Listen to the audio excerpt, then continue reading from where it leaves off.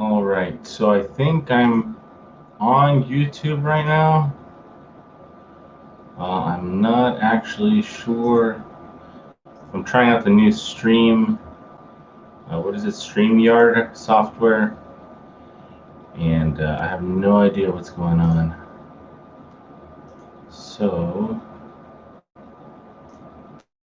yeah. All right, cool. Looks like I am live. And, oops.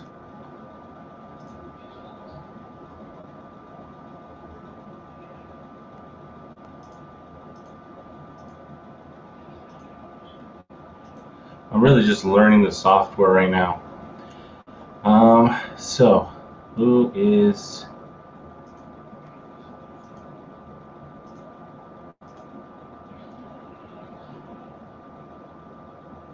All right, cool. There we go.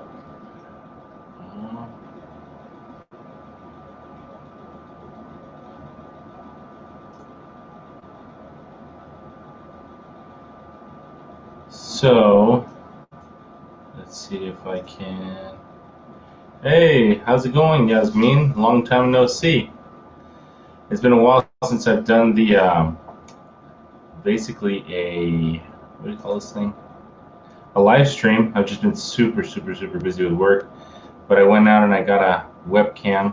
So this is kind of like a Richard Holdner style of a live stream. Oops, what did I just do?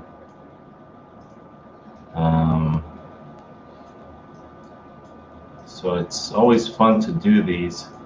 I just need to find more time to get this thing going. So let me move my screen a little bit. Oh. Okay. There we go. Yeah, how's your build going? How's everything with you?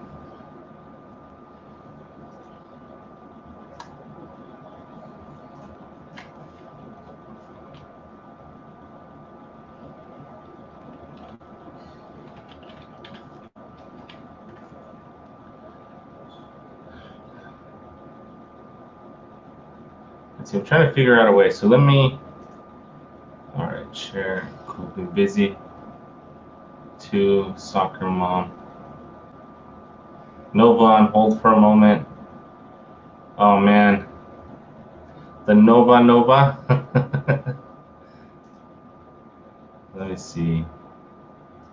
So,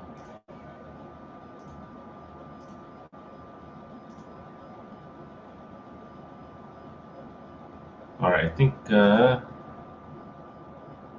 oh wait, let me see, let me remove this one. Share screen.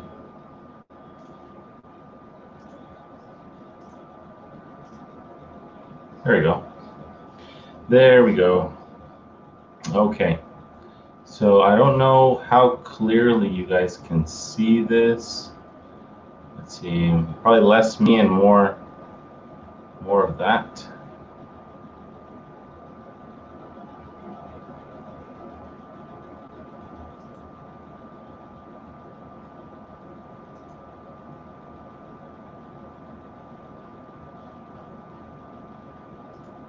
Yeah, I think that'll work. Okay. So basically, I've been looking through blow-through carburetors for a good bit, figuring out what works. I have something that kind of looks. I have something that kind of looks like this. Actually, I'm going to pull up the correct carburetor. It's a Demon 650 double pumper, and it looks like this one. This is a bad picture. Tools, side large. Okay. Still a bad picture.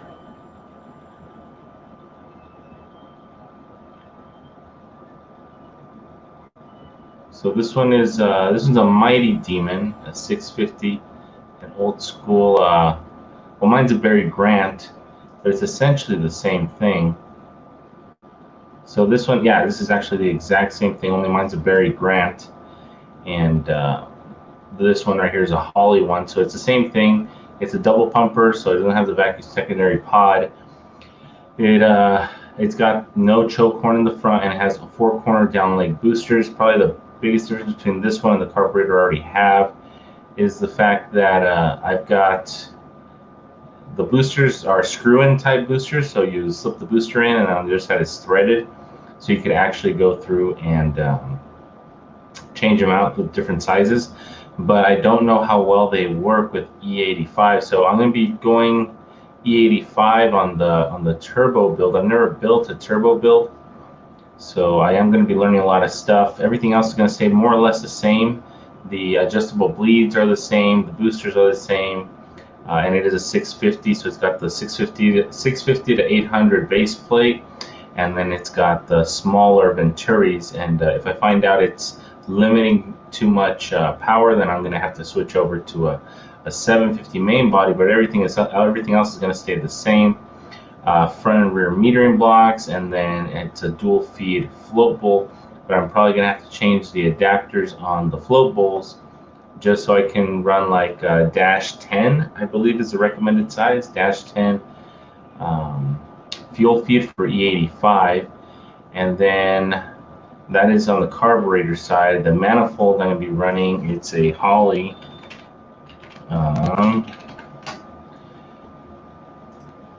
It is this intake. Probably shouldn't have clicked that one. And it's out of stock for some reason. So the Holley website has some really nice pictures. So I can just go ahead and look at them. So it's the same dual plane carburetor, and the everything else is exactly the same. This is the front right here. This is the back. So it's a dual plane intake. So you got 1 runner, 2 runners, 3 runners, 4 runners feeding off of one side, and then you've got 1 runner, 2 runners, 3 runners, 4 runners other side. And it, for like a racing application, this intake doesn't really offer a lot of top end power, but that's negligible performance difference between this one and the single plane. If I look up the single plane, so let's go through the intake. So this is the Holley split intake right here. It's just, the split intake is just a really nice version of the like a Super Victor. Yeah, see. So instead of it being fed, let's see, where's the top view? Here it is. Instead of it being fed 1, 2, 3, 4 on one side, 1, 2, 3, 4 on the other side, this one is being fed directly from the center and then feeding all 8 holes at the same time. And this is excellent for top end performance, but then you lose a ton of low end performance. And I don't really want to lose any kind of low end performance at all. In fact, I want it to drive exactly as it's driving before. Very responsive, very easy to drive, good vacuum, good idle. And then when I hit the hammer, when I accelerate, that's when I want the turbo to kick in, which if you guys have watched the Richard Holdner videos, you guys will know that whatever the dyno curve looks like in A, that's what it's going to look like under boost. So the only thing I've got to make sure is that the cam that I get will breathe enough on the top end, so that way I kind of diminishes the drawbacks of running a single plane or a dual plane. So that way I also have dual plane torque, but I'll have my cam will provide the higher RPM power that I'm going to be missing. Sick punch once, yeah, low end torquey, way more fun. Yeah, see, I don't want to lose any torque whatsoever on the bottom end. I mean, it is a truck. You're figuring that my truck is, I want to say, anywhere from 4,500 to 5,500 pounds. Right in the middle, let's say it's 5,000 pounds. So it's got 456 gears on it right now, the dual plane with a Holley 750 vacuum secondary with a 2-inch spacer. And it actually boogies really, really well. If you guys have seen my other videos that I posted, especially the off-road ones, you guys can see how well the carburetor responds in like high torque situations. And it actually, like anything below 3,000 RPMs, it does really, really well. And it's after 3,000 RPMs that you can really feel the engine struggle, but it's not the engine's fault, it's the cam's fault. So the cam I want to get, I'm going to get something similar. Let's see.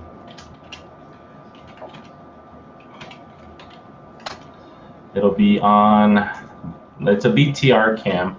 And I want to use a BTR cam because they're pretty much proven to work. I'm not really worried about the metal coming apart or like destroying my lifters or anything. So it's a solid cam. So this one's the Gen 3 and 4 truck cam, Stage 1 V2. So this is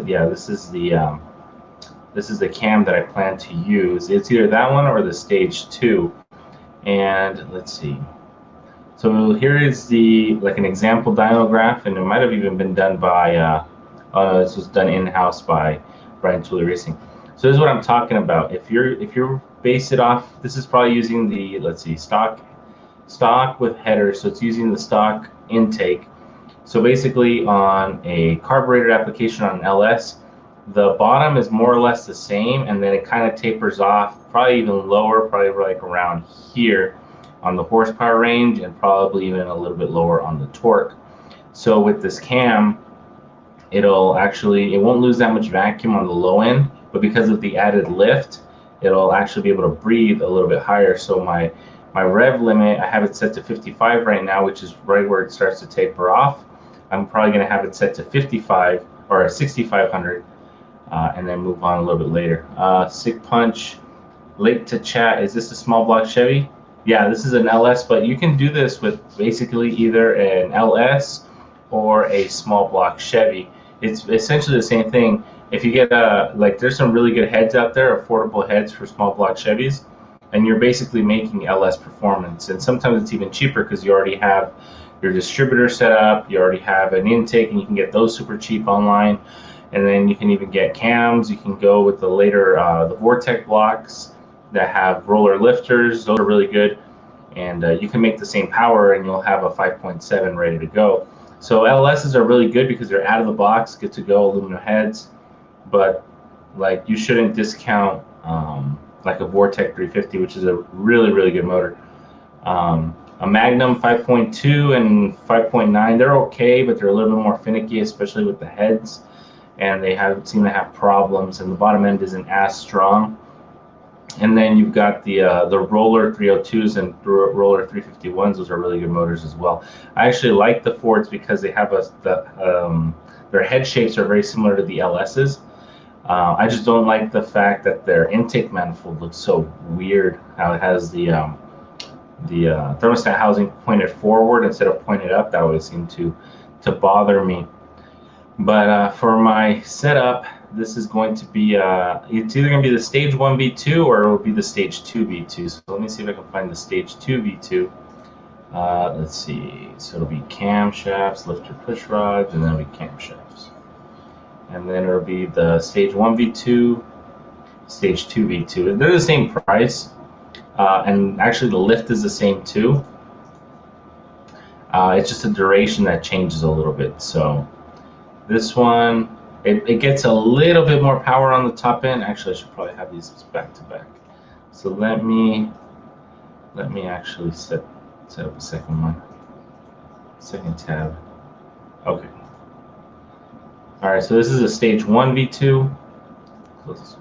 Stage 1 V2, and then Stage 2 V2. So I want to line these up almost exactly so they can kind of. So this one's making 404. This one's making 397. So it's minimal, and it's minimal. And the only reason I would really want to go with a Stage 2 over a Stage 1 is honestly just because a Stage 2 is going to have a little bit more of a chop. Stage 1 is going to sound. It'll have a little bit of a chop, but it'll sound almost stock, and I kind of want it to sound a little bit more aggressive. Low-end performance won't get hurt that much, if at all. It's really only, see on the Stage 2, the torque curve is actually a little bit closer. and the stage 1, you make a little bit more torque on the mid right here. So the where you really see the gains are up top, and that's really where I want to see it. I do want to hear a little bit of chop when I'm idling, because it always just sounds really neat, especially because it is an older truck. Having a chop would be really nice.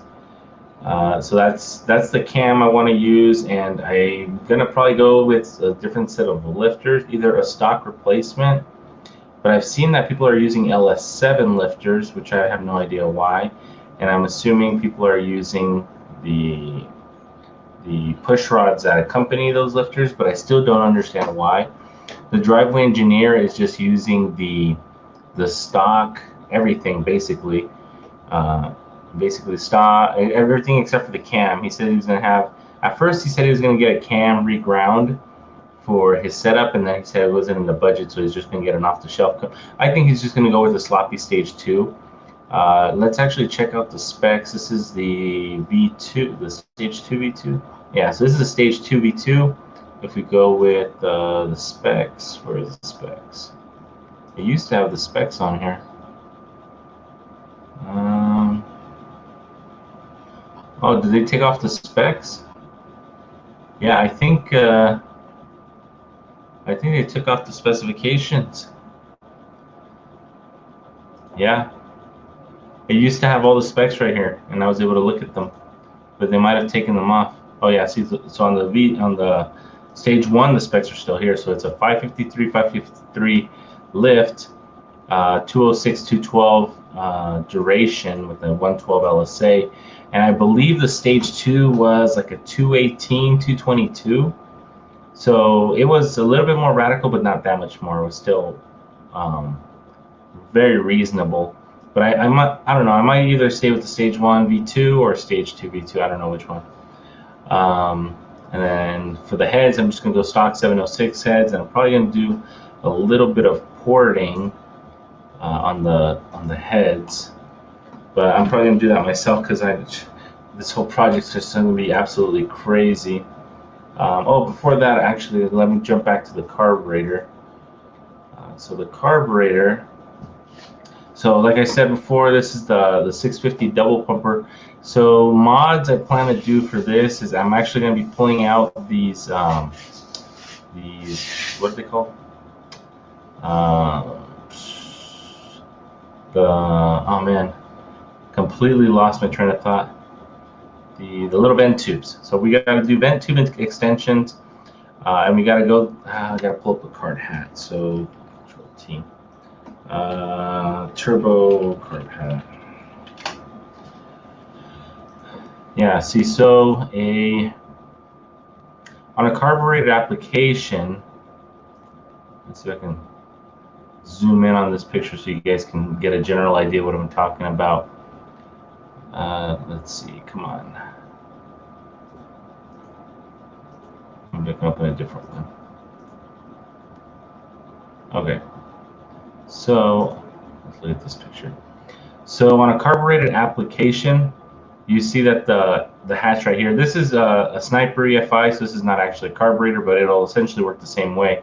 And actually, if you had your hat set up like this on a regular carburetor, the flow would be really, really bad, because you see how the linkage is right here? The bonnet, or like the carb hat, has to face in the direction of the throttle opening. So the one closest, so what'll happen is, like, you know how the carburetor is divided left and right? So if you have the carb hat sideways, it's gonna feed, like, if your carb hat was like this, it would feed the left primary and left secondaries after the right primary and the right secondary, or vice versa. I don't know which way it actually sets in, but it, like, you would have air going in through here, and then the second one would be over here. So there's a longer distance to go from here to here than from here to here, and it really messes up your distribution. So if this was a regular carburetor setup, the hat would have to be facing forward, but lucky it's not, so we don't have to worry about that one on this one. But on my truck, you really do have to. So when you do your vent tube extensions, where did I leave the picture on the vent tube extensions? I was looking at where's a good picture? Here we go. Oh no. All right, whatever. So, oops. So when we're talking about vent tube extensions, if we're looking at this carb hat right here, the carburetor would sit right here, and then the front side would be the primaries and the back side would be the secondaries. I'm pretty sure you can have the carb hat facing the opposite direction, like facing toward the back, but it's either got to be facing the back or it's got to be facing the forward, but it can't be facing side to side, like I said, because of the distribution problem. So you run your vent tube extension. If your carburetor is right here, you run the vent tube extensions up and then forward into the carb hat, and then you run the back one up and then forward into the carb hat. And that's because the boost is coming in and it's hitting this, and when it hits the hat, the air slows down. And so if it slows down, it's going to be sucked up by the engine instead of being forced into the float bowls. So you have the vent tube extensions running into the front of the carb hat, and it pressurizes the back of the hat and the vent tube extensions. Let's see, Germ Hars. Is there a reason to carb an LS? Some racing rules? No.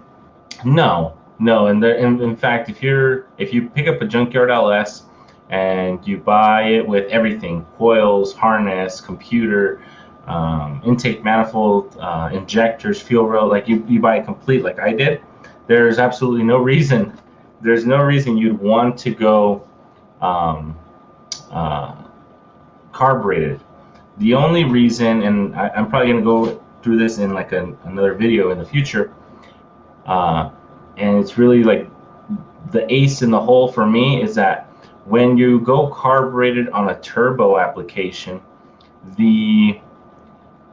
let's see if I can, where is okay, I'm going to use this picture again. I wonder if I can zoom in. Okay, whatever. So boost is coming in from the front, hits the carb hat, goes through the venturis of the carburetor, goes into the intake. Temperatures affect boost like a ton. So cold air is going to make more power than hot air because it's more dense. So the thing about EFI versus carburetor is that when air leaves the turbocharger, it leaves a lot warmer than it came in. So if it's like 70 degrees outside, it's going to be entering the engine at 120. So when it enters 120, it's going to hit the carburetor. But because the carburetor is spraying fuel all the way from the top, the liquid fuel heading down into the throat of the carburetor and then into the runners has a chance to absorb the heat that's being pushed up against it from the air, and it actually cuts intake temperatures from last time I saw was at least 50%. So if it comes in at 120, it drops down to like 60 degrees or whatever the temperature of the fuel is. So that is the wet manifold to cool the intake charge. I was going to say carb intake ignition box, you're looking at 600 plus. Yeah, exactly. Wet manifold cools the intake charge. Yes, exactly right, Germ Hars. So it'll cut your intake temperatures in half, and because I'm running E85, it'll probably cool it even more than half. So if the intake charge comes in at like 150 instead of 120, it'll still probably bring it down to like 60 degrees. From the testing that I've seen, we could probably get it down like really, really cold, and that's because when you run E85, you run a ton more fuel than you would than you do regularly, like running gas. And if there's more liquid around, there's more chance for heat to be pulled out of the air. So it doesn't matter if it's a hot day or cold day, the carburetor is going to do a really good job at cooling down the air charge. But if, let's say, you wanted to keep it really close to stock and NA, there's no benefit going carburetor. And in fact, you probably lose power on the top end if you go dual plane, and then you're going to lose power on the low end if you stay single plane. So for people who want to do this, unless they really, really like carburetors and they like tuning carburetors like I do, it's usually not a fun thing to be going with a carbureted system unless they're 100% sure that's what they want to do. And in fact, now that I'm looking at this, I think this is a firewall. Yeah, this is a firewall. There's a brake master cylinder, and if you guys can see right here, this is actually getting fed from the back side. It's still following the linkage, but this hat is actually facing backwards instead of forwards, and it's still going to work exactly the same because one side is going to get fed evenly, and then when the second side opens up, the distribution is going to be good versus the carb hat being sideways, and you're just going to get a bunch of mixing issues when it enters the intake manifold. I think I already mentioned this, but I am planning to switch out the boosters. These are down leg boosters on this picture, and they're down leg boosters in my carburetor as well. And I plan to switch over to annular boosters, and I might not switch annular boosters until I swap over to a 750 main body. And the reason for that is the annular boosters might be a little too big for the bore on a 650. And what'll happen is it'll atomize, it'll spread out more fuel in a wider area and better atomization, but it'll plug up the hole like quite a bit. And because of how much I'm planning to run, anywhere from like 15 to 20 pounds of boost, whatever gets me to around 850, 900 horsepower crank, and the goal is 750, 800 wheel. And with the annular boosters, it's gonna atomize really, really well, but it will become a choke point. So when I first assemble it together, and I do have a turbo here with me, I'll show you guys on the stream right now. So I got this little baby GT35 just chilling here, and this is supposedly a 600 horsepower turbo, but it's not wise to run that on a stock LS because of the small exhaust housing, and you end up choking the turbo, or you end up choking the motor, and you'll end up overheating the turbo in the top end. But I do want to use it, and then boost gets really hard to control because there's so much exhaust, the wastegate doesn't have a chance to release all the pressure necessary because there's just so much of it, and you won't be able to turn down the boost, which isn't necessarily a problem. But if I need to be able to start off easy and get the carburetor going and make sure fuel is flowing through it and make sure it's atomizing, and then just slowly start turning up the boost. And then as soon as I pass the power point where I can't use the GT35 anymore, which probably will be around 4 or 5 pounds before I start overheating the thing, then I'm either going to go ahead and jump straight into, let's see, I'm going to open another tab so I can show you the turbo I'm thinking about. And it'll be an S475, and I'm learning as I'm going. So as I'm talking right now, I'm also learning as well. So this is a really big turbo. They use this on diesel applications actually, and so it's a Borg-Warner turbo, so you know it's a good brand. And I found one online super cheap. This one's $1,000, but I found one on OfferUp for like $450. Hopefully it's still there by the time payday comes around and I can just go ahead and buy it. So it's a T6 flange, and what that means is that it's a really big opening on the turbo versus like a GT45 like everybody uses online. That's like a GT45 is like an 800 or 900 horsepower turbo. This is like a 1,000 to 1,200 horsepower turbo. And I think if I run the GT45, it'll probably get me to my number, my target horsepower, but I'm going to be overheating the thing, and then probably going to be struggling a little bit. Durham says $450 for an S475 is a good price. Yeah, that's what I was thinking too. They make these, I don't want to say knockoff, but yet, let's see. They're not knockoffs per se. They're just like duplicate. I don't know what this is. Okay, so let's see. I know I saw one on Summit Racing. I think it's like $700, but it was like the Summit Racing brand. So here's one right here, S475, VS Racing. Well, VS Racing is one of them too. And actually, let's go ahead and jump on VS Racing since you did mention them.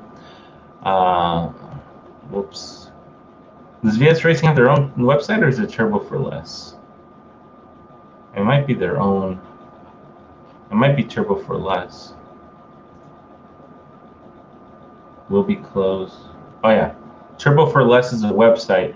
VS Racing done. I don't know. They must have changed domains or something. So if we go, let's see. Let's go. Where is their? Where's their catalog? Okay, shop. Let's go by turbos.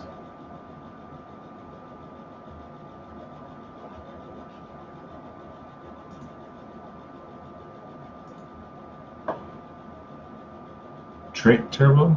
Borg? I guess Borg. Okay. So this is an S480, S475. So this is a $700 turbo. Oh yeah, it's turbos for less. Yeah, so it's an S400 frame basically, and then it's got the 75. What is it? 75 millimeter extended tip wheel. Can flow 98 pounds. I have no idea what that means. Enough to support 1,000 horsepower. So an S475 will get me there, and I think it'll get me there pretty reliably. 1.32 AR, so that's a really, really big AR. I am going to be trying out. I'm going to see if the person who sent me the GT35, he's from that. They've been all over the place online right now, just giving random stuff away, and that would be max speeding rods. And let's jump on their website real quick so you guys know what I'm talking about. Max speeding rods. Back in December 2020, after I got the $600 Trump stem, I picked up the 7875 V2.5 3-inch V-band and 98 housing for $550 when it was on sale. Oh, that would have been really good. I do know a guy on Instagram, and the guy, his name is, I forgot what his name is. I could look it up, but he went, it was like 4-point, his name was 4-point Great Blazer, I think his name is, and he actually went under 10 seconds with a turbo 4.8, and he used a 7875. But he probably weighed over 1,000 pounds less than me. I did ask him. I think he weighed at like 3,400 pounds, and that would probably make a big difference. So if we go, their website's actually pretty nice. They sell a lot of like OEM replica stuff. So let's see. GT28, GT30, GT30.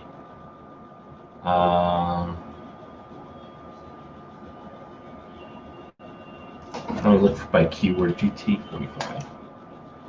Here it is.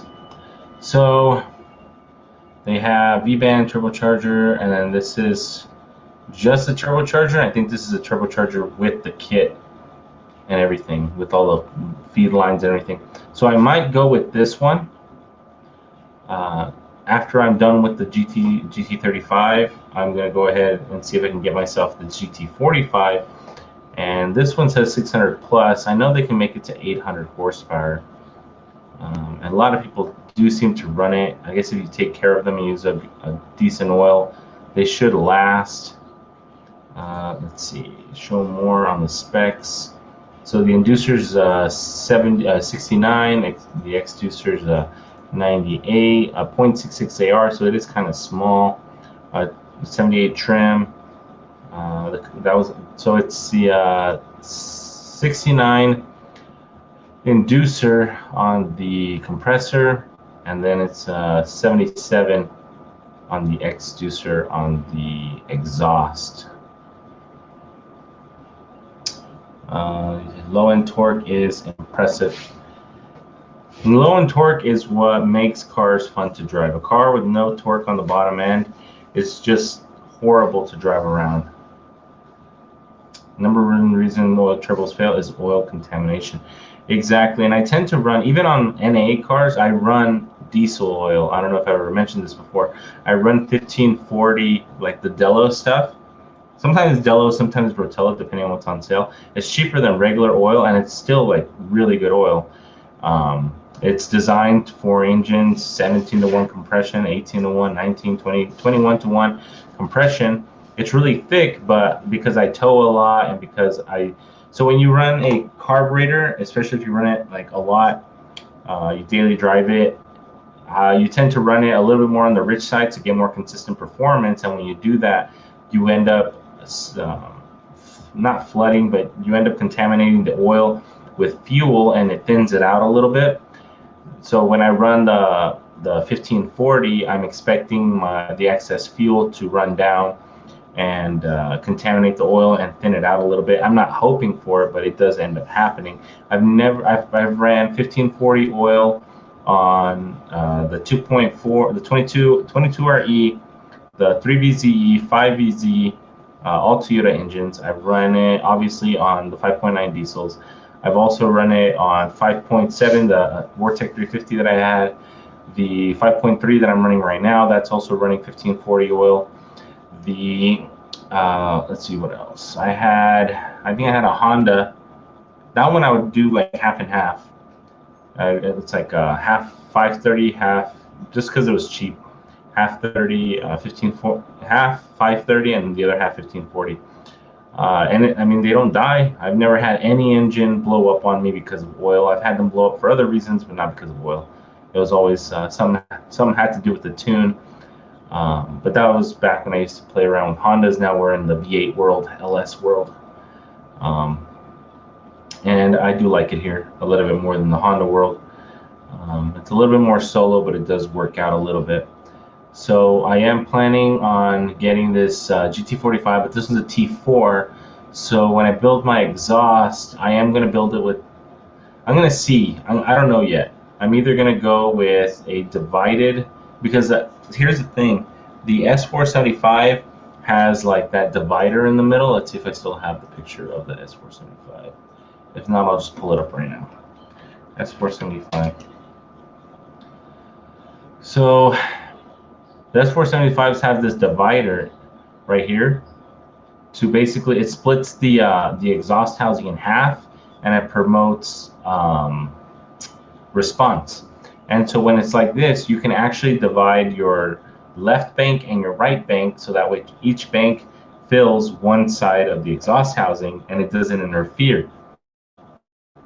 So the thing is, if I make the outlet to fit a T6, I'll have to make a T6 flange on the exhaust side, and then if I want to run the GT35, I'm gonna have to run an adapter from like T6 to T3 because it's T3 turbo. Or if I want to run the GT45, I'm gonna have to run T6 to T4 to make the turbo work, and then I'll have to clock them all the correct way. That way I get proper oil feed. So that's on that one. If we jump back on the carburetors, I don't know if I finished talking about the carburetors. I'm planning to just run the alcohol blocks that came with my carburetor. Let's see, Durham Harse. Make sure you drain the turbo with the 10 AN, or the turbo can flood with oil and come out the seals in the turbo and get oil mist in the intake, cause detonation. I've heard of that, but I've never. Well, I don't want to say never.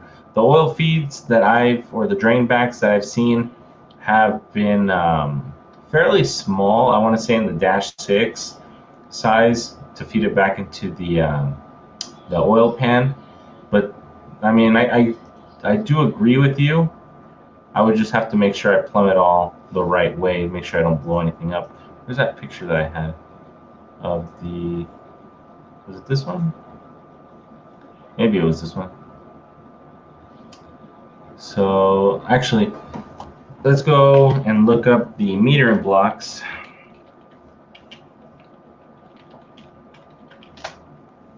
So if I look up the metering blocks for the Holleys, and then these are specifically for alcohol. So the difference, I made a video on this, but a quick run through.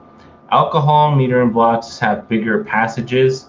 All the fittings and everything, all of these plugs are bigger. They're like one size up. And the power valve restrictors are also a lot bigger, and then they use different size jets. So let me see. I don't know where a front picture of this metering block is. Um,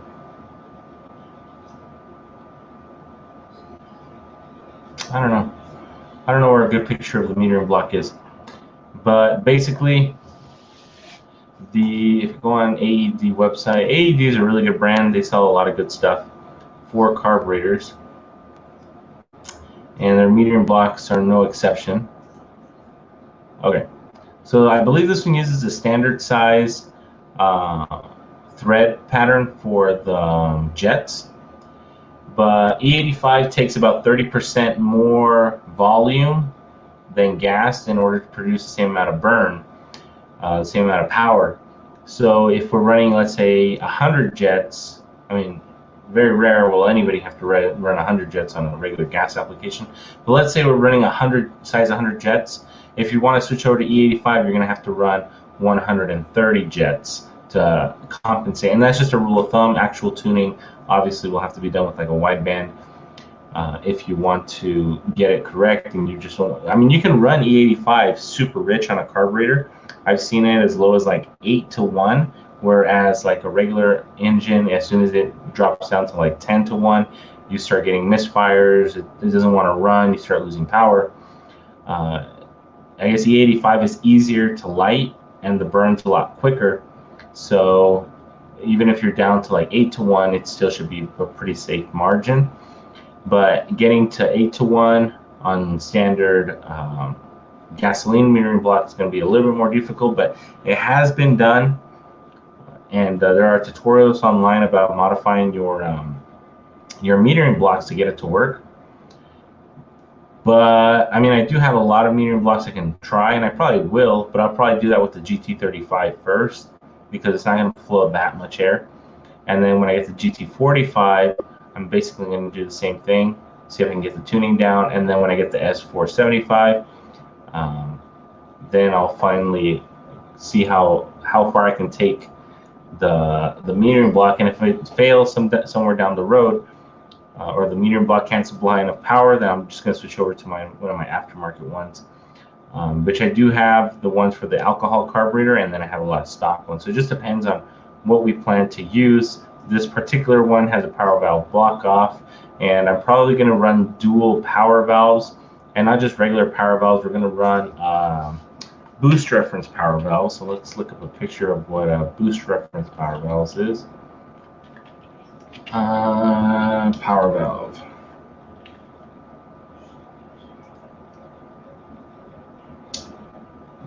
Images. So this is a boost reference power valve right here. Okay. So you see how it's got like this little screw right here? This is designed so that way it sets up the preload on your power valve, so that way it doesn't open up until a certain amount of boost. So the one in the front in my primaries, I'm probably going to get it set up like around 3 psi, very low psi, just so that way when I'm driving around, I try to pass a car or something, try to like beat a train or whatever, I won't be starving for fuel. So this will probably be in the front, and then I'll probably have a second one that comes on at like 8 pounds or 10 pounds, wherever I start running lean, to open the second set of, or the second power valve, the second boost reference power valve, and that will accompany the secondary jets. Because you can get into the secondary jets without going full throttle, but you got to make sure you step it up accordingly, especially on a street car. You want to get those steps as seamless as possible. Even if you get a little bit of overlap in the rich side, it's always better to run a little bit rich than a little bit lean, because a little bit lean can just absolutely decimate your engine in seconds. So you really don't want to run lean, especially on a boosted application. You can run lean on an NA application, especially if you're just driving around town. Maybe a couple a couple pulls here and there, just driving around. But you don't want to stay in the 14-to-1 at full throttle making like 600 horsepower. You're going to hurt something. You're going to be damaging some pistons. And speaking of pistons, I'm going to have to tear apart the 5.3 pretty soon to take the pistons out. Got to file those rings and get the ring gap. I haven't looked up what the ring gap needs to be, but I've heard 10 thousandths wider is better, but I do need to measure them what they are right now and then measure it to what they have to be set out and then each one, I do have to see if the piston, not the pistons, the cylinder walls aren't tapered. Yep, ring gap.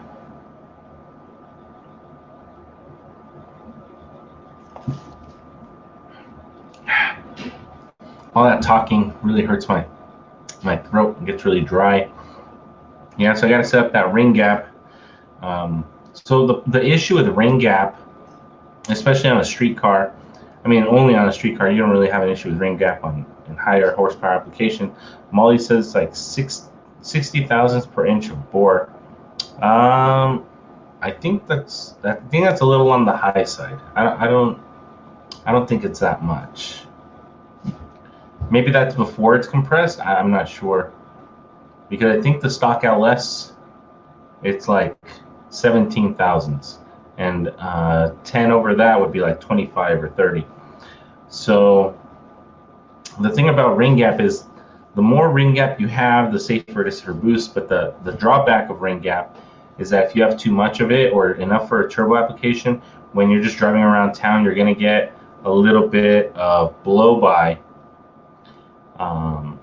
through the cylinders, and not only are you going to be burning a little bit more oil, you're also going to be losing a little bit of compression, and it just causes a lot of issues.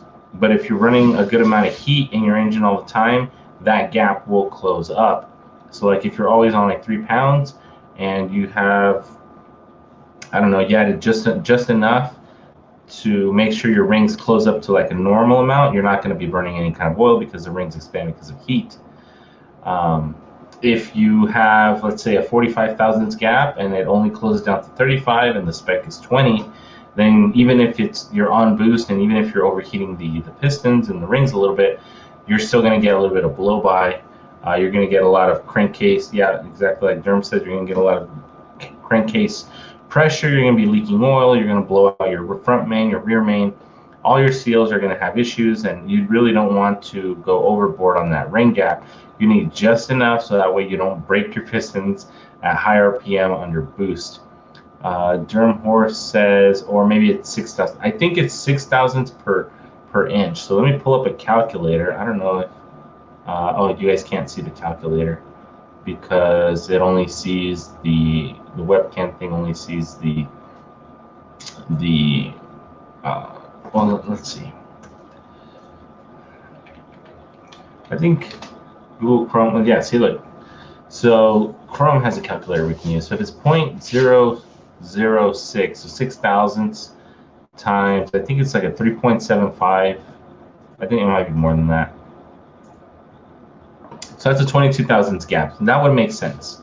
6 thousandths for every inch of bore would make sense. If it's a 4-inch bore, how do I erase this? If it's a 4-inch bore and put times 0.006, then it's 24 thousandths ring gap. Yeah, that makes sense. That I would agree with. 6 thousandths per every inch of bore, that would make sense. So the rings, I'm probably just gonna reuse the stock rings that are in the engine right now.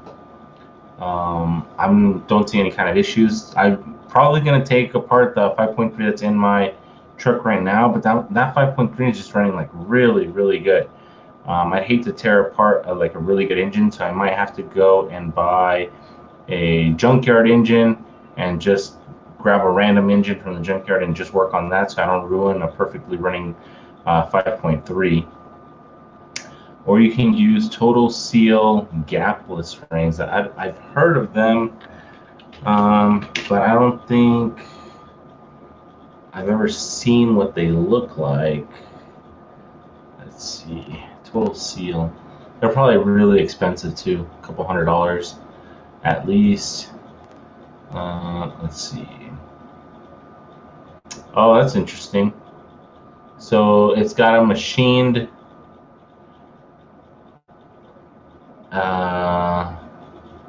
is it like 2 rings in one? It's got one ring on one side and then the other ring on the other side, and they don't, let's see.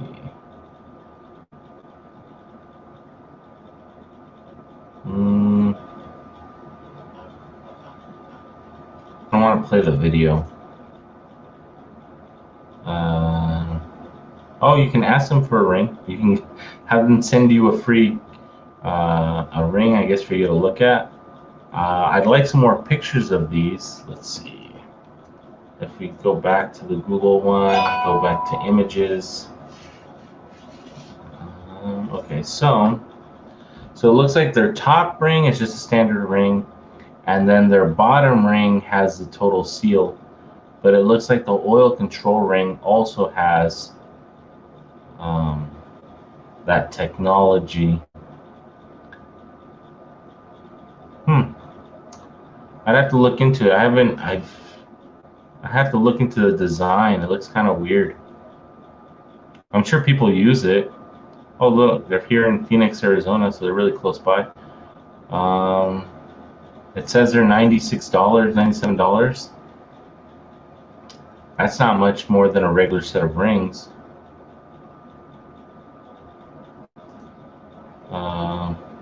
It looks like they only make them in a certain size, so I really need to find out what size it would be.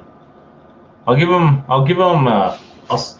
send them an email to see what's going on with that. Seems interesting. That would be a fun video to do. What was I talking about? The metering blocks. The metering blocks.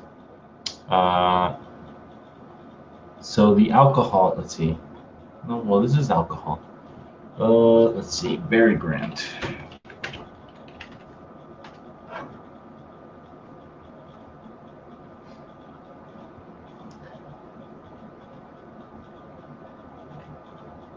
Oh, look, there's my thumbnail.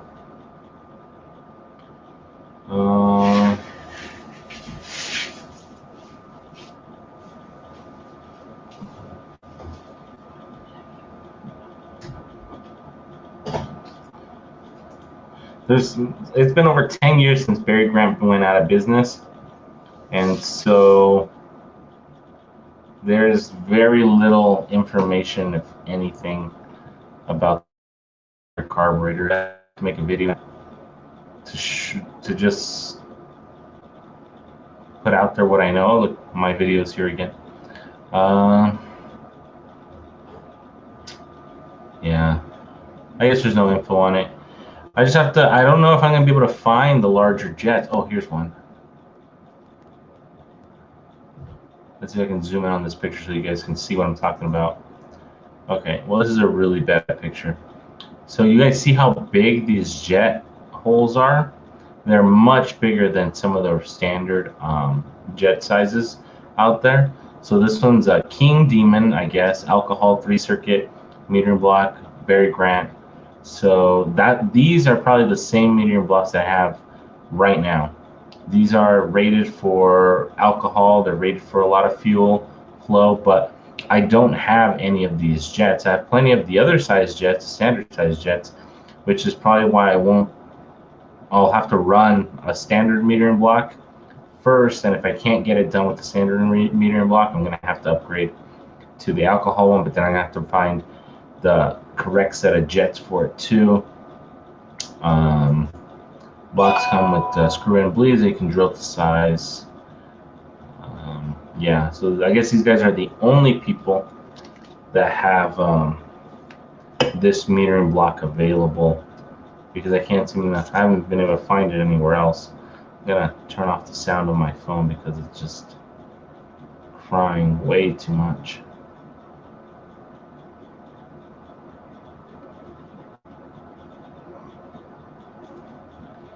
Let's see. So that's the deal with the metering blocks. The float bowls. Let's see. Do I have float bowls anywhere on here? Okay. So the float bowls, I'm probably just going to run the standard float bowls on the Berry Grant. That's probably going to be the same. The needle and seat, so the ones that come in the standard rebuild kits at like your local auto parts store, that one would be like a 110 thousandths size.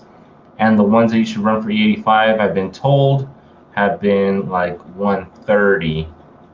So 130,000. So let's see. Needle and seat. Yeah, so let's see. Quick Fuel has one. Yeah, so these are QFT ones, Quick Fuel. These are 130. So the thing about these ones, these bigger needle and seats are, and then this is an issue I was actually battling on regular gasoline carbs. So the older carburetors, like the older 4160, the OEM style ones, they were running on either size 100, I think, or size 90 needle seat. So it didn't have to have a lot of seat pressure to actually close the fuel flow, because the amount of flow coming into that orifice was actually pretty low. I try on the older carburetors on a stock mechanical fuel pump. I tried to run 110, a size 110 needle and seat, and without a fuel pressure regulator, I was not able to prevent the carburetor from flooding. It just kept overfueling or overfilling the bowls because the pressure coming out of the mechanical fuel pump was more than the needle and seat could hold back, and I kept having overfueling issues. I ended up just installing a fuel pressure regulator, dumbing it down to about 5.5, 6 psi, and I haven't had any issues since. But I then later realized that was my issue, that I had to find the correct needle and seat. The issue is that you can't really go to like your local auto parts store and find a 90 thousandths needle and seat, just like you can't really find an 130. So if you're going to be running, either if you want to go ahead and fix the one you have, you can find the right O-rings and just replace the O-rings. I had an issue, things get stuck right here in the needle and see part. What happened to my other end? Something happened to my having issues. Yeah, so I haven't had any issues with the needle and seat getting plugged or anything. Yeah, if I switch over to the 130, that'll give it more of a chance for jump to get stuck in here. And if it doesn't get stuck here, it'll probably run through my carburetor. And I mean, you should have a decent filter on your carburetors anyway. But the bigger you can put it in there, the easier it's going to be to have your fuel bowl fill back up. Another issue is fuel supply. I'll get to that in a second. I want to see if they sell 140,000 needle and seat. No, this is the same 130. Oh yeah, they sell a 140 as well. And do they sell a 150? Let's see. Yep, they sell a 150. So the guys online said 130 was sufficient. Because I noticed that on these bigger ones, the seat looks significantly different. Let me see if I can find a 160. Let's see. No, yeah. So 150 is the biggest you can go, unless. Oh no, that's a Honda. Yeah. So for Holley needle and seats, 150 seems to be the largest you can go. Can't really go any bigger than that, but I don't see why you would want to anyway. These things are pretty massive. Let's go back to 150. Oops, what did I just do? Okay. 150 needle and seat. Yeah. I think this is SS for stainless steel, maybe? There's a QFT one. Yeah, stainless.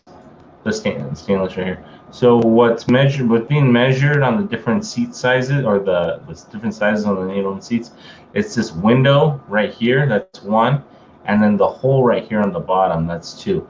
So I believe both get bigger as the number goes up, but I think the measurement is off this one right here.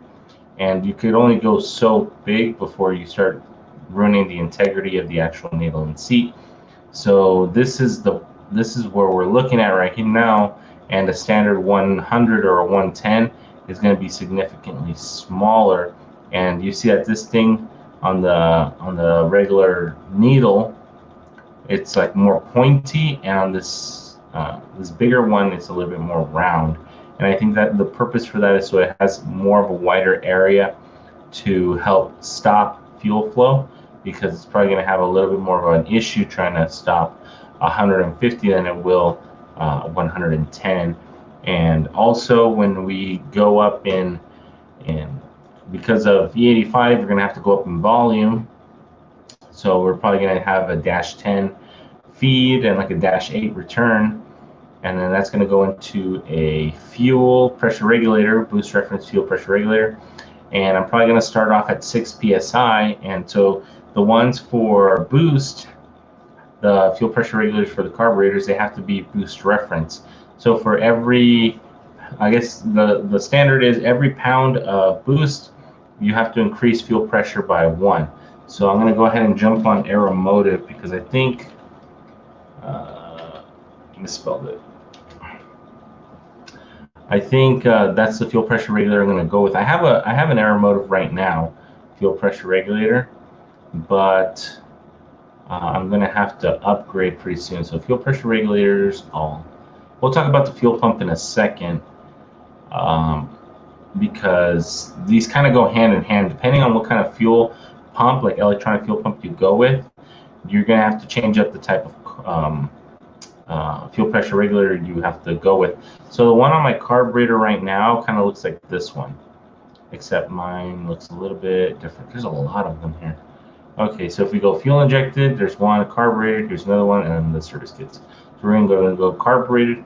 And the main difference between fuel injected fuel pressure regulators and carbureted fuel pressure regulators is that carbureted fuel pressure regulators are designed with the working pressure of like 8 to 15 psi or whatever, and they're designed to dumb it down that much going into the carburetor, and they're supposed to be set up like as a deadhead style, most of them. So this one has 3 pages.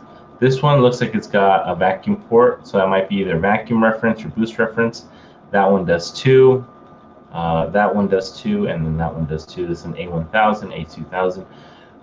It looks like the A1000 has a larger front port as well.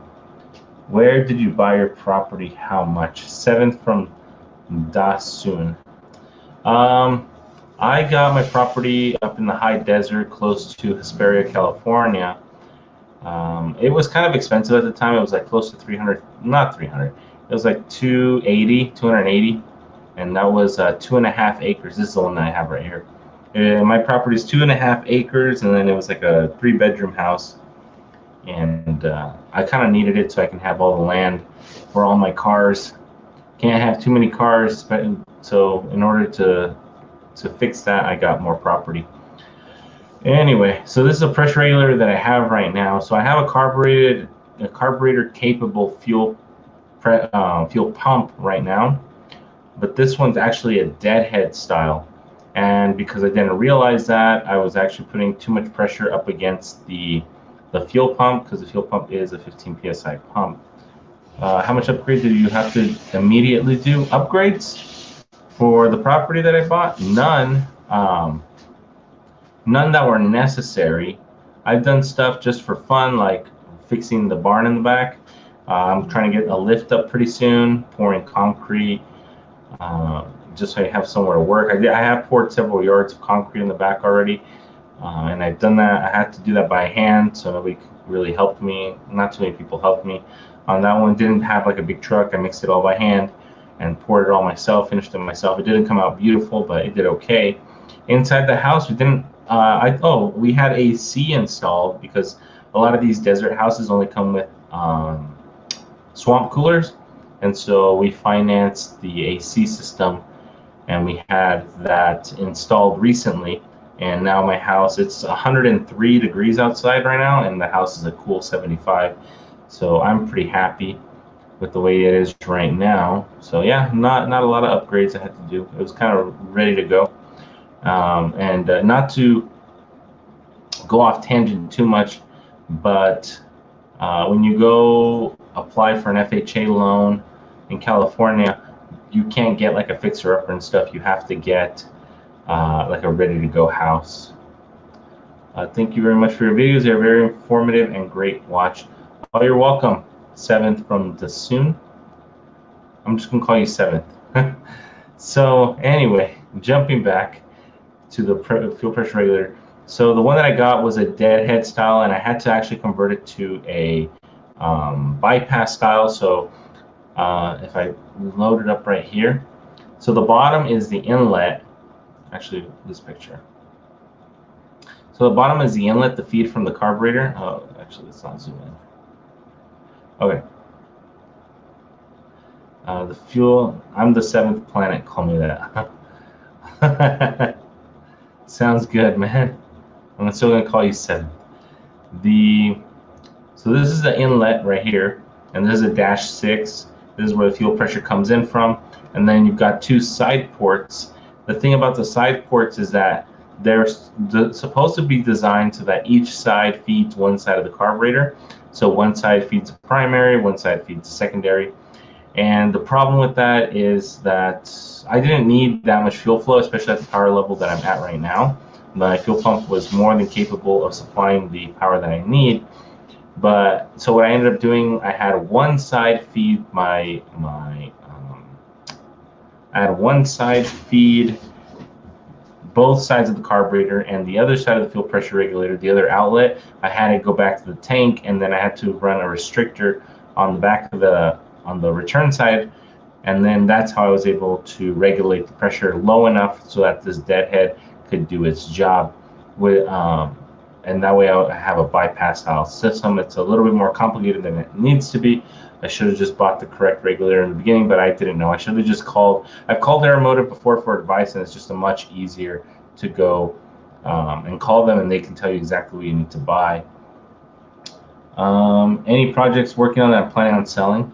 I don't usually sell my projects unless I don't, like I bought cars before, I bought trucks before, like this Dodge pickup that I had, and if I don't see myself driving it, taking it to shows, building it up, putting a decent engine, transmission, whatever, interior paint, if I don't see myself doing that like fairly soon, within the next 3 to 5 years, then I get rid of it because it's not worth it to me to have something that's worthwhile just rot there. And if I think it's in worse condition, if I think the condition is going to stay where it's at, then I keep it. It just depends. Oh, oh no, connection's a little unstable.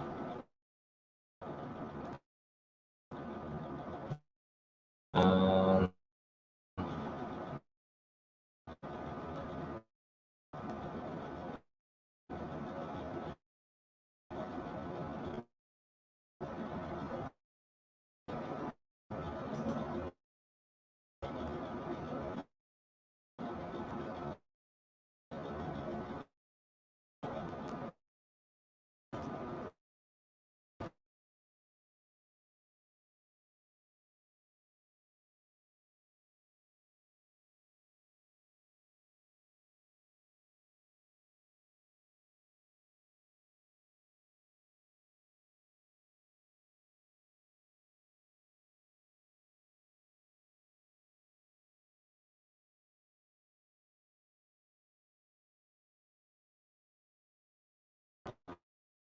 I'll try to fix it.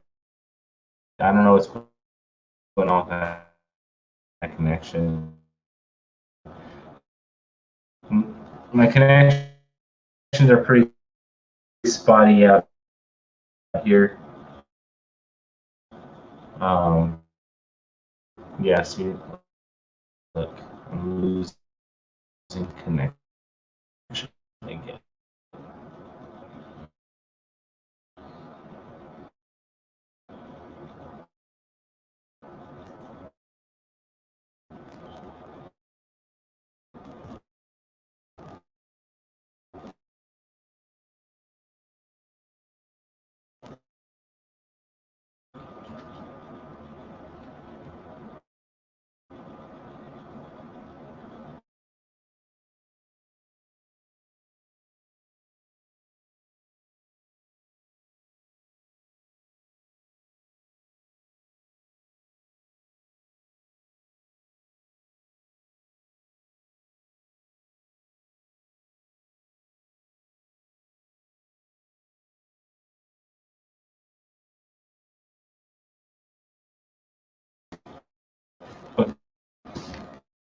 I think I'm online.